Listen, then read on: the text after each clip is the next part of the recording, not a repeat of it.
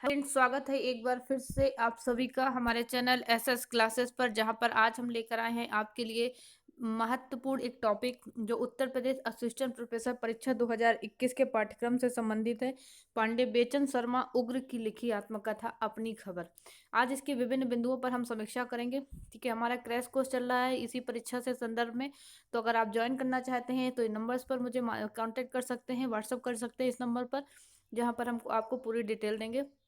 तो एक छोटी सी फीस है जिसके माध्यम से इस संपूर्ण इस पाठ्यक्रम को हम कवर करने की कोशिश करेंगे। तो अगर आप करना चाहते हैं तो जरूर संपर्क कीजिएगा, आपको एक एक क्रमबद्ध तरीके से आपको वहां पे तैयारी मिलेगी। तो चलते हैं अपने टॉपिक पर। अपनी खबर आत्मकथा के विभिन्न बिंदुओं पर आज हम यहाँ पर समीक्षा करने वाले हैं। चैनल को सब्सक्राइब कर लीजिएगा अगर अभी तक नहीं किया है। लाइक शेयर करना भी मत भूलिएगा। कमेंट करके अपनी राय भी बताइएगा वीडियो कैसा लगा। और भी टॉपिक आपको जो भी पढ़ने हैं उसके विषय में आप अपने हमें कमेंट करके बता सकते हैं। तो स्टार्ट करते हैं आज का टॉपिक। तो चलते हैं, आत्मकथा पांडे बेचन शर्मा उग्र की है। तो उसके पहले थोड़ा सा पांडे बेचन शर्मा उग्र जी का जीवन परिचय समझ लेते हैं। कहाँ इनका जन्म हुआ था, कब हुआ था। तो उग्र जी का जन्म हुआ 1900 में मिर्जापुर उत्तर प्रदेश के चुनार जिले में हुआ था। ठीक है, पूरा जीवन आर्थिक और सामाजिक सांस्कृतिक संघर्षों के बीच इनका बीता। बाल्यकाल में ही इनके पिता की मृत्यु हो गई। प्रारंभिक जीवन अत्यंत कष्टमय हो गया इनका। प्रारंभिक शिक्षा चुनार और वाराणसी में हुई और स्कूली शिक्षा बाधित होने के कारण अर्थ यानी धन के अभाव के कारण बहुत दिनों तक अपने बड़े भाई के साथ अयोध्या के महंतों की रामलीला मंडलियों में सीता और भरत का अनुभव करते रहे। बड़े भाई के मंडली संचालकों से मनमुटाव होने के बाद महा मंडलियों का इन्होंने अभिनय छोड़ा। तो यानी कि इन्होंने जीवन में अपने काफी संघर्ष किए और उसी संघर्ष के हिसाब से का परिणाम उनका इस हम जब आत्मकथा को पढ़ते हैं तो हमें ये देखने को मिलता है कि किस तरह से इनका जीवन विभिन्न प्रकार संघर्षों में बीता। स्वतंत्रता आंदोलन में भी भाग लिया, जेल भी गए कई बार। ठीक है, तो ये आज पत्र में अष्टवक्र के उपनाम से कहानियां भी लिखते थे। आज पत्र था उसमें अष्टावक्र के नाम से कहानियां लिखते थे। 1924 में एक पत्रिका स्वदेश नाम से इन्होंने निकाली। पत्रिका राष्ट्रीय भावबोध से भरपूर थी। तो इनके अगर हम आज की जो आत्मकथा की बात करते हैं तो आत्मकथा से संबंधित अगर इनके महत्वपूर्ण बिंदुओं की तरफ चले तो इनकी आत्मकथा के कुछ विषयों पर बात करते हैं। किन बिंदुओं पर ये आत्मकथा के कितने भाग हैं और क्या कितने पार्ट हैं, इनकी बात यहाँ पर करते हैं। तो अपनी खबर आत्मकथा से थोड़ा सा परिचय प्राप्त करते हैं कि ये क्या है, क्या लिखा है इन्होंने, क्या किस तरह से अपने जीवन को इन्होंने वर्णित किया। तो अपनी खबर हिंदी की चर्चित आत्मकथाओं में से एक है। रचनाकार इसके प्रसिद्ध पांडे बेचन शर्मा उग्र जी माने गए और उग्र जी का लेखन अपनी बेबाकी और यथार्थवादी दृष्टि के कारण प्रसिद्ध रहा। कुछ लोगों ने इसी कारण इन्हें प्राकृतवादी लेखक भी कहा। ठीक है, जैसा कि हम कई बार इनका जब अध्ययन करते हैं इनके साहित्य का, तो हम देखते हैं कि आत्मकथा क्या होती है। आत्मकथा के बारे में हम जानते हैं कि आत्मकथा की प्रमुख विशेषता उसकी ईमानदारी और तटस्थता होती है। तो अगर इस दृष्टि से देखें तो आत्मकथा हिंदी साहित्य में यानी हिंदी में विशेष चर्चित रही है। अपनी खबर आत्मकथा का प्रकाशन 1960 ईस्वी में हुआ। इसका प्रकाशन वर्ष जरूर ध्यान रखिएगा, प्रकाशन वर्ष पूछा भी जा सकता है। लेखक ने 60 वर्ष की आयु के उपरांत आत्मकथा लिखी, लेकिन आत्मकथा में उसने अपने जीवन के प्रारंभिक 21 वर्षों को ही इस रचना का आधार बनाया। तो यह भी पॉइंट नोट डाउन करने योग्य है कि इस आत्मकथा में पांडे बेचन शर्मा के जीवन के कितने वर्षों का वर्णन है। तो केवल 21 वर्ष के, प्रारंभ के 21 वर्षों को इन्होंने इसमें आधार बनाया। इसका क्या कारण था, इसका संतोषजनक समाधान देना कहते हैं कठिन हो सकता है।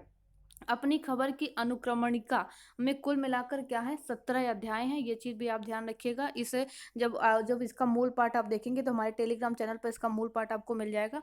ठीक है, तो कहते हैं इसमें कितने हैं, 17 अध्याय हैं। कौन कौन से अध्यायों से हैं ये नाम भी हम आपको बताएंगे, जिसमें है मुख्य रूप से दिग्दर्शन पहला नाम है, प्रवेश, जीवन, संक्षेप, असंबल गान, अनेक शीर्षक मतलब इसमें है। और ये आत्मकथा की दृष्टि से ये 13 अध्याय बहुत महत्वपूर्ण है। अलग अलग शीर्षकों में ये आत्मकथा अध्यायों के रूप में लिखी गई। 13 प्रमुख अध्यायों में जो 9 अध्याय हैं प्रमुख व्यक्तियों से संबंधित हैं। 2 अध्याय दो चुनार एवं बनारस कलकत्ता स्थान से संबंधित है। ये भी चीज ध्यान रखिएगा कि जो दूसरा अध्याय है चुनार एवं बनारस से संबंधित है और कलकत्ता से संबंधित है। आत्मकथा अपने जीवन में यानी कि संक्षेप ही है। कहते हैं कि जो इनकी आत्मकथा है अपने आप में एक संक्षेप है। फिर भी फिर जीवन जीवन नाम का एक शीर्षक आता है। जीवन संक्षेप नाम का जो 16वां अध्याय इसमें आता है इस आत्मकथा में। कहते हैं कि उसमें उन्होंने लिखा कि अपनी खबर चूंकि उस प्रकार की आत्मकथा नहीं है जिस प्रकार की आत्मकथा सामान्य तौर पर हुआ करती है, तो इसलिए लेखक ने अपने व्यक्तित्व के अनुकूल ही उसको अलग रूप में यहाँ पर लिखने की कोशिश की। तो इस पुस्तक में कुल मिलाकर हमें 17 अध्याय मिलते हैं अगर हम बात करें, जो इस क्रम से हैं। क्रम अगर आपको याद रखना है तो जरूर देखिए इसका क्रम, और ये ध्यान रखना कितने अध्याय हैं। तो पहला नाम है इसका 17 अध्याय में, पहला अध्याय है दिग्दर्शन का, दूसरा प्रवेश, तीसरा अपनी खबर, चौथा धरती और धान, पांचवा है चुनार, छठा नागा भगवत दास, राम मनोहर दास, फिर भानु प्रताप तिवारी, बच्चा महाराज, पंडित जगन्नाथ पांडे, लाला भगवान दीन, पंडित बाबूराव विष्णु पराड़कर, बाबू शिव प्रसाद गुप्त, पंडित कमलापति त्रिपाठी, बनारस और कलकत्ता, और जीवन संक्षेप। ये 16 अध्याय यहाँ पर हैं, ठीक है। और इस तरीके से 17वां अध्याय जो इसका आता है वो है असंबल गान। तो ठीक है, तो ये 17 अध्याय में ये पूरी आत्मकथा विभक्त है। तो इसके 17 पूरे नाम भी याद कर सकते हैं आप लोग, और ये भी ध्यान रखिएगा कितने अध्याय हैं, 17। और लेखक के प्रारंभिक जीवन के 21 वर्षों की यहाँ पे घटनाएं देखने को इसमें मिलती हैं, ठीक है। अगर इसके विश्लेषण करें इसके पाठ का, आत्मकथा का, तो कहते हैं इसका जो पहला अध्याय है दिग्दर्शन है। पहला जो नाम क्या है उसका दिग्दर्शन है, पहला नाम भी जरूर ध्यान रखिएगा, और अंतिम भी ध्यान रखिएगा, ठीक है। तो व्यापक रूप से अगर देखने की बात करें तो कहते हैं कि व्यापक रूप से अपने को देखने की कोशिश का नाम ही क्या है, दिग्दर्शन है, ठीक है। इस आत्मकथा में लेखक अपने को व्यापक रूप में दिखाता है, यानी तुलसीदास के विनय पत्रिका के दैन्य ग्लानि की तरह उग्र के जीवन का आत्मविश्लेषण भी कुछ इस प्रकार है। उसमें लिखा मिलता है, पहला जब आपको देखेंगे कि जब जन्म जन्म जग दुख दुख हूँ दिस पायो, तुलसी की तरह उग्र जी की भी आत्म स्वीकारोक्ति देखें। तो कहते हैं जैसे तुलसी यहाँ पर लिखते हैं कि जन्म जन्म जग दुख दुख हूँ दिस पायो, तो उग्र जी लिखते हैं कि सच कहता हूँ कौन सा ऐसा नीच नाच होगा जो लघु लोभ ने मुझ बेशर्म को नचाया ना होगा। तो कैसे वहां पर लिखते हैं, अपनी उस स्थिति का वर्णन यहाँ पर करते हैं। तो किंतु आप आह लालच से ललचाने के सिवाय नाथ हाथ कछु नहीं लग्यो। पश्चिमी आत्मकथा परंपरा कहने में आत्मग्लानि जैसे तत्व के साथ रचना की शुरुआत करने का प्रचलन नहीं है, यानी कि इन्होंने आत्मग्लानि से अपनी इस आत्मकथा की शुरुआत की, ये भी पॉइंट ध्यान रखिएगा। ये भारतीय रचना परंपरा है जिसका पालन उग्र जी ने किया, ठीक है। जैसे जैसे तुलसी ने किया अभिनय पत्रिका में, वैसे ही इन्होंने आत्मग्लानि से उसका किया। आत्मकथा लिखने की जो वास्तविक शुरुआत कहते हैं तब होती है जब ये स्पष्ट हो जाए कि आत्मकथा क्यों लिखी जा रही है, ठीक है। तो इस दृष्टि से ये प्रवेश जी ने अपनी आत्मकथा लिखने का जो कारण प्रवेश शीर्षक अध्याय में लिखा कि हमने ये आत्मकथा क्यों लिखी, ठीक है। तो ये अध्याय इस दृष्टि से महत्वपूर्ण है कि इसमें आत्मकथा लिखने का कारण, आत्मकथा पढ़ते समय सावधानी, आत्मकथा के खतरे का संकेत भी उग्र जी ने दे रखा है। तो प्रवेश का प्रारंभ उस घटना से होता है, प्रवेश नाम का शीर्षक है जो आत्मकथा में उसकी बात यहाँ पर हो रही है, ठीक है। तो प्रवेश का प्रारंभ उस घटना से होता है जिसमें आचार्य नलिन विलोचन शर्मा, जैनेन्द्र कुमार और शिव पूजन सहाय उग्र जी के घर आते हैं। ये आचार्यों के नाम जरूर ध्यान रखिएगा। यहीं पर शिव पूजन सहाय उग्र जी से अपनी आत्मकथा लिखने की बात कहते हैं। लेखक को शंका इस बात की होती है कि बहुतों के बारे में सत्य प्रकट हो जाए तो उनके यश और जीवन का चिराग ही लुप लुप करने लगे। आत्मकथा लिखने का उद्देश्य बताते हुए लेखक लिखते हैं कि जिन्हें मैं बहुत निकट से जानता हूँ, ऐसों के बारे में अपने संस्मरण यदि कभी मैंने लिखे तो उसका उद्देश्य भंडाफोड़ या व्यक्तिगत विद्वेष नहीं होगा। उद्देश्य होगा कि यह प्रमाणित करना कि कुछ सत्य ऐसे भी होते हैं जिन्हें कल्पना तक छू नहीं सकती। तो आत्मकथा के खतरे की ओर भी संकेत करते हुए उग्र जी ने लिखा, इस आत्मकथा में कथन आता है कि अपनी याददाश्त पब्लिक की जानकारी के लिए लिखने में आत्म प्रशंसा और अहंकार का प्रदर्शन बड़ा खतरा रहता है। ऐसे संस्मरणों में किसी एक मंद घटना के कारण अनेक गुण संपन्न पुरुष पर अनावश्यक आंच भी आ सकती है। तो लेखक यहाँ पर यह भी बताते हैं कि आत्मकथा के खतरे भी क्या हो सकते हैं आत्मकथा लिखने के, ठीक है। तो अपनी आत्मकथा को सावधानी से पढ़ने की मांग करते हुए लेखक पाठकों से कहते हैं कि इन संस्मरणों को पढ़ने पर किसी को ऐसा लगे कि मैंने निंदा या बुराई किसी की है तो मानना होगा कि मुझे ठीक तरह से लिखना आया नहीं। दूसरा तर्क यह है कि आईने में अपना मुंह देख कोई ये कहे कि दर्पण तो उसका निंदक है, दुष्ट दोष दर्शक तो ठीक है। तो प्रवेश का अधिकांश भाग प्रकाशक महोदय एवं निराला पर केंद्रित है, और जिनका पांडे बेचन शर्मा उग्र जी के जीवन से घनिष्ठ संबंध था। तो ये पॉइंट ध्यान रखिएगा, निराला जी का उनके जीवन से एक घनिष्ठ संबंध था। ठीक है। उसके बाद आगे जब चलते हैं तो आत्मकथा का तीसरा अध्याय अपनी खबर के नाम से आता है, जो इस पुस्तक का शीर्षक भी है। ठीक है। अगर क्वेश्चन ऐसे भी बन सकता है कि कौन सा जो किस आत्मकथा का कौन सा भाग है जिसके आधार पर इसका नाम इस आत्मकथा का नाम से वही रखा गया जो उसका शीर्षक है। तो अपनी खबर तीसरा अध्याय है, वही इसका शीर्षक है। ठीक है। इसमें लेखक ने अपनी खबर भी दी है और खबर ली भी है। ठीक है, दोनों चीजें हैं, खबर दी भी है, खबर ली भी है। अध्याय का प्रारंभ अंश जन्म, पारिवारिक स्थिति, बेचन, नामकरण के इतिहास, सनातन ब्राह्मण धर्म के पाखंड पर केंद्रित है। इसके बाद अंश का पारिवारिक सामाजिक व्यभिचार, वैश्या जुआ के यथार्थ और चित्रण पर आधारित है। असामयिक पितस्कर यानी कि पिता की मृत्यु हो जाती है, भाई का जुआ खेलना, गिरफ्तार होना, परिवार का कर्जदार हो जाना, तत्पश्चात बड़े भाइयों के साथ रामलीला मंडलियों में काम करने का बड़ा जीवंत दृश्य उग्र जी ने यहाँ पर चित्रित किया है। धरती और धान अध्याय पिता वैजनाथ पांडे और माता जयकली के संस्मरण पर आधारित है। जनमानी वृत्ति वाले पिता अच्छे तो थे लेकिन अनबैलेंस्ड भी कम नहीं थे। कहते हैं सो उन्हें क्षय रोग हुआ, जिससे असमय ही उनके जीवन स्रोत का क्षय हो गया। इस प्रकार माँ के झगड़ालू परिश्रमी गुणी रूप के स्वरूप को उग्र जी ने भी स्मरण किया। ठीक है। माता पिता के संस्मरण के साथ ही घर की आर्थिक स्थिति यानी दरिद्रता का बड़ा हृदय विदारक दृश्य भी उपस्थित किया। इसमें धर्म का लोप हो रहा था, परिवार टूट रहा था, यानी धर्म टका युग का उदय हो रहा था। इस संकेत से ये इसका संकेत इस अध्याय में किया गया। ठीक है। कौन से अध्याय में? अपनी खबर में। जी नहीं, अपनी खबर में नहीं, उसके पहले, यानी कि जो माता पिता के नाम से इन्होंने एक अध्याय था जो जनमानी, इसमें यहाँ पे एक नाम आया ऊपर, धरती और धान के नाम शीर्षक से इन्होंने ये चीज किया। ठीक है, इसमें इसका वर्णन किया। उसके बाद चुनार शीर्षक की बात आती है, तो चुनार शीर्षक में जन्मभूमि के प्रति लेखक का लगाव व्यक्त हुआ। जो चुनार में ही इनके, चुनार जिले में इनका जन्म होता है। चुनार की प्राकृतिक रमणीयता का वर्णन करते हुए लेखक लिखते हैं कि चुनार विंध्याचल का आंगन ही तो है, मीठे जीवन प्रद कुएं, निर्मल नीरपूर्ण तालाब, बावलियां, बाग, उपवन, वन, सहस्त्र सहस्त्र वर्षों के इतिहासों के चरण चिन्ह चुनार में चतुर्दिक फैले हुए हैं। ये कथन चुनार का वर्णन करते हुए आता है। आगे और एक कथन मिलता है कि चुनार से सटी विंध्याचल की सुखद घाटियों में पारिजात के, पलाश के, बहेड़े के, महुए के वन है। जब शरद ऋतु में सारी घाटी पारिजात पुष्पों की सुगंध से भर जाती है, लगता है यही तो नंदनवन है।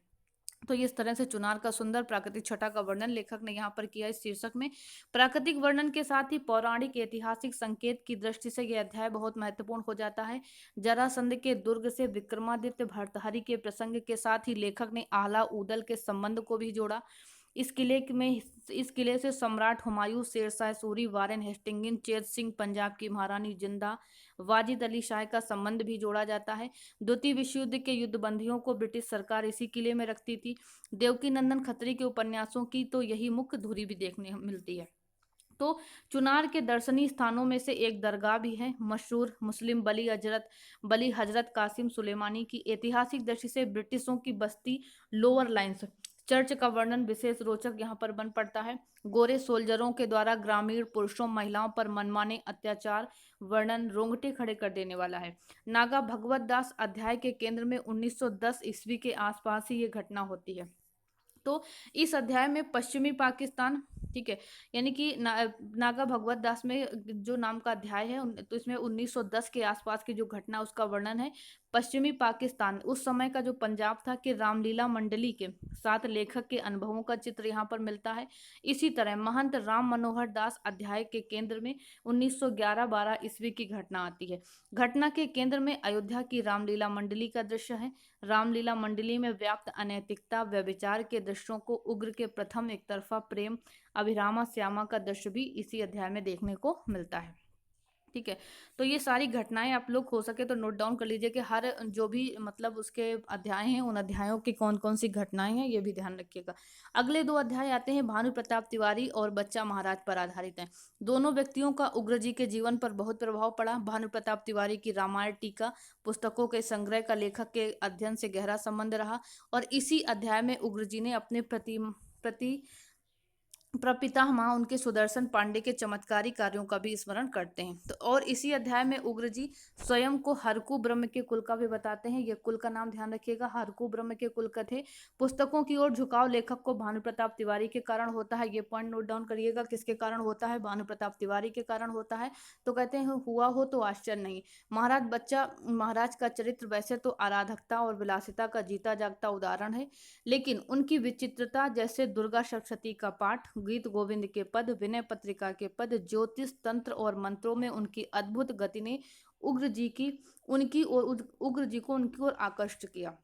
जो अगला अध्याय लेखक के चाचा द्वारा गोद लिए जाने और प्रारंभिक पढ़ाई शुरू करने से होता है।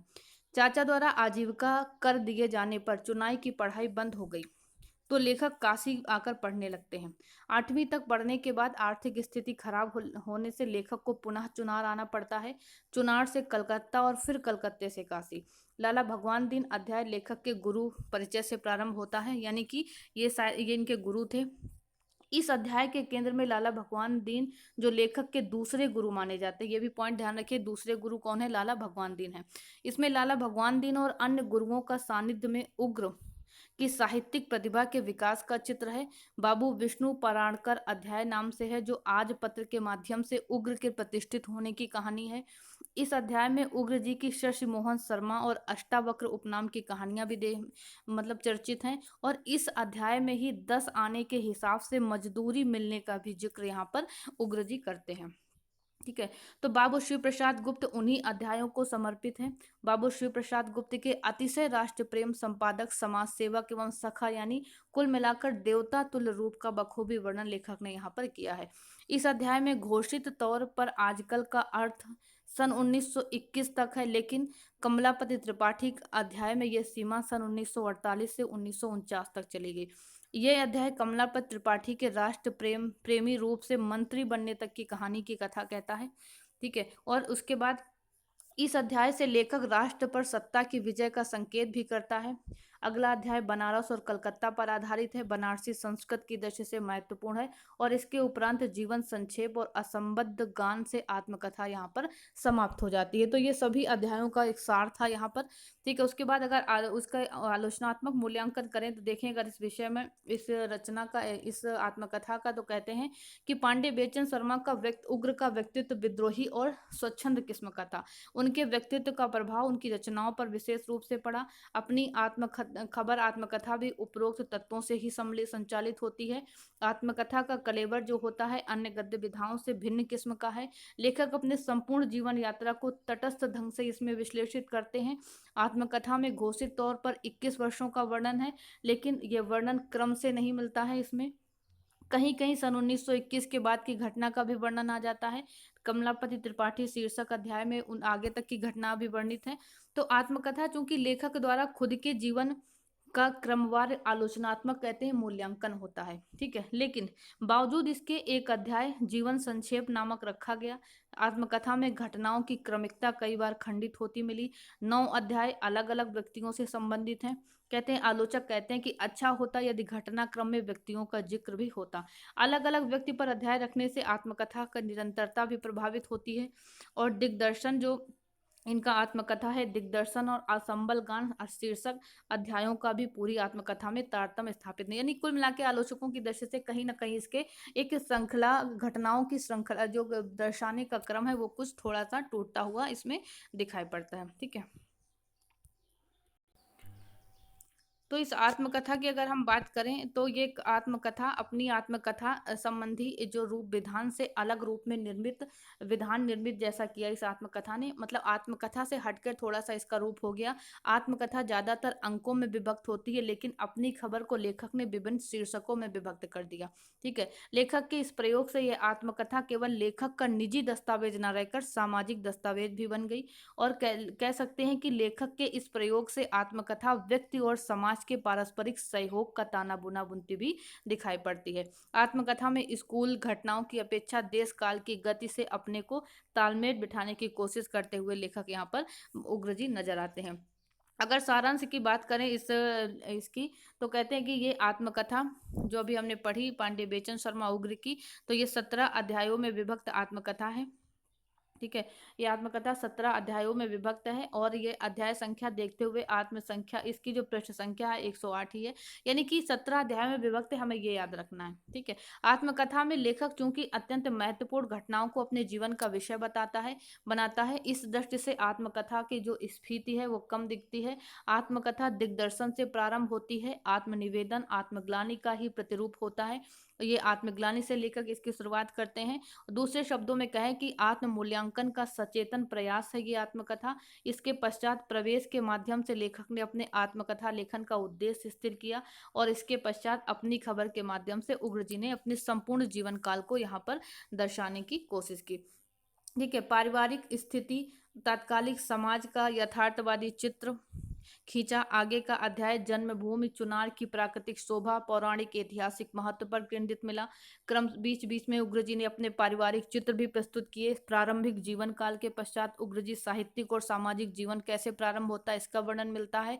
8वां 9वां अध्याय भी विभिन्न व्यक्तियों पर आधारित मिला और व्यक्तियों के माध्यम से लेखक ने अपने जीवन के विकास क्रम भी दर्शाए। तो जाहिर है समाज विकास क्रम भी साथ साथ इस पूरी आत्मकथा में हमें देखने को मिलता है। तो मोटे तौर पर हम यही कह सकते हैं कि उग्र जी के प्रारंभिक हिस्सों को अपने में समेटती सीमित, यानी कि सीमित घटनाओं, सीमित काल अवधि के चित्रण के उपरांत आत्मकथा अपने गठन में पूर्णतया सफल होती हुई दिखाई पड़ती है। तो ये थी महत्वपूर्ण आत्मकथा जो पांडे बेचन शर्मा उग्र जी ने लिखी, उसको संक्षेप में हमने यहाँ पर प्रस्तुत करने की कोशिश की। तो कैसी लगी जरूर बताइएगा इसकी समीक्षा। वीडियो को अधिक से अधिक शेयर कीजिएगा, लाइक कीजिएगा और कमेंट करके हमें जरूर बताइएगा आपको ये वीडियो कैसा लगा। मिलते हैं कल फिर एक महत्वपूर्ण टॉपिक को लेकर। Thank you.